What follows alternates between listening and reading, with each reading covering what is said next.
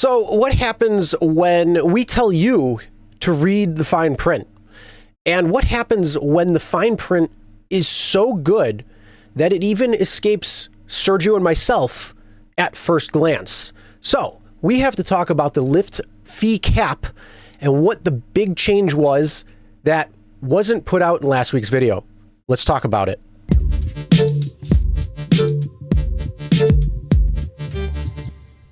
Hey everyone, my name is Chris and welcome to the Rideshare Guy. And that's right, Lyft made a change, a massive change to the 70/30 guarantee, now called the Lyft fee cap. And we went over the video last week, we talked about it, and essentially what it is it's just saying that, you know, it expands on what is the external fees that Lyft doesn't pay or goes outward, like taxes and fees and things like that. And then what is the service fee from Lyft?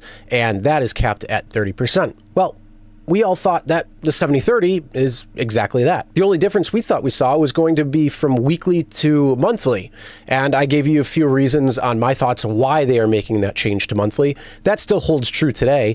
And you can go check that out. I'll leave a link at the end of the video that you can go check out the original video, which talks about that and why I think they went from weekly to monthly. But one of the things that if you read the article and if you looked at everything, nothing jumped out that said one massive change, and it came down to something called order of operations. Now let's go back to math class. So if you're adding, subtracting, multiplying, dividing, PEMDAS, if you change things around a little bit, then what happens? It can actually completely change the answer. So that's exactly what happened with Lyft. And in the article, it never alluded to anything like that unless you knew after the fact what they were talking about. And so what that means is, well, there was a massive change, and this will eat into driver earnings more so than a weekly to monthly change. And so what ended up happening was, like I said, in the article, there wasn't much when it came to, you know, anything spitting out that this was a change, but there are certain spots when you know what it is, you see it. And it becomes much more clear. Like, why did they change it from the 70/30 guarantee to the Lyft fee cap? Well, the reason is because it's not a 70/30 guarantee after expenses like it used to be. No. They changed it. Now it's before expenses. So that means the total fare of what the passenger paid can claim up to 30% of that without having to actually pay the driver anything more. So we'll get into what that looks like and why that could be a change for drivers when it comes to if they are earning on the 70/30 split.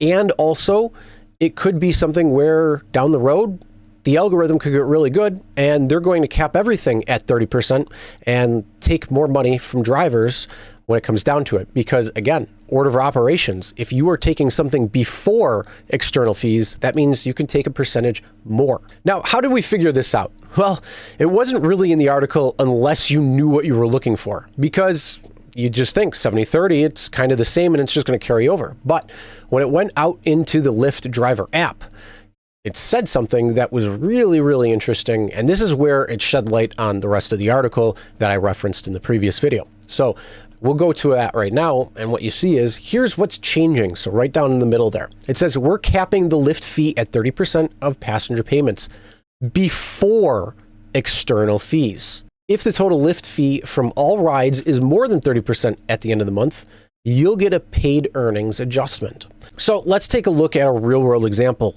And this is going to be hypothetical. It doesn't mean that they are going to cap out at 30% every single time. It just means that their potential take is greater than what it used to be, and they don't have to pay any sort of extra when it comes to the driver in the 70/30 split. Right down to it, look at what the old way was. So a customer paid $100 for a ride. All right, for that, Lyft's external expenses, let's say, is $15. So out of that, then you'd have the Lyft max fee of the 70/30 would be $25.50, or 30% of the remaining $85. $100 minus 15 equals 85. So what they were doing was they would say you would get the 70/30 after expenses were taken out. So 100 minus 15 is that 85. 30% of that is $25.50.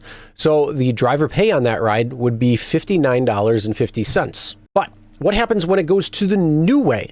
And this is happening on May 1st in just a few days. So that same customer paid $100 for that ride. The Lyft max fee, now taken out before external fees, is 30% of the fare, which is now $30. So it's not $25.50 anymore, it's $30 because of the order operations is different. So Lyft's external fees are still going to be that same $15. And now you're going to see the driver pay at $55, not $59, now $55. So that would be a 7.5% pay cut. Now, again, this is a hypothetical situation, and this is what the cap would look like. So what does that mean, though, for drivers like you who are actually getting a top off already? Well, under this new way, you might not get a top off anymore because of that percentage change at the beginning versus after. You see how they're taking up to $30 out of the ride instead of $25.50.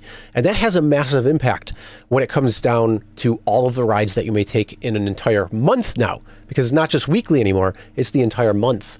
So when you really look down at it, man, they are going to take a lot more money or be able to take a lot more money without having to recoup you from what it used to be before. So you could see that 70/30 is different when you have the operation beforehand and before expenses versus after expenses, and how the driver pay is going to reduce from that. Now, what about drivers who are driving and don't get that?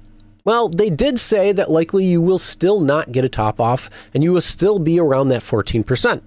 But what I do like about that is they're giving 14% as a real world number, and this is straight from Lyft's mouth. So we can take data from that, and over the next months and year or a couple of years, we can actually see if they still hold true to that 14%, or if the algorithm is going to adjust and creep up, where they're going to try taking 30% of the ride before external expenses, leaving drivers at a lower pay. So yeah, I want to make this update video to let you know exactly some of the changes and how sneaky this was actually put into the article.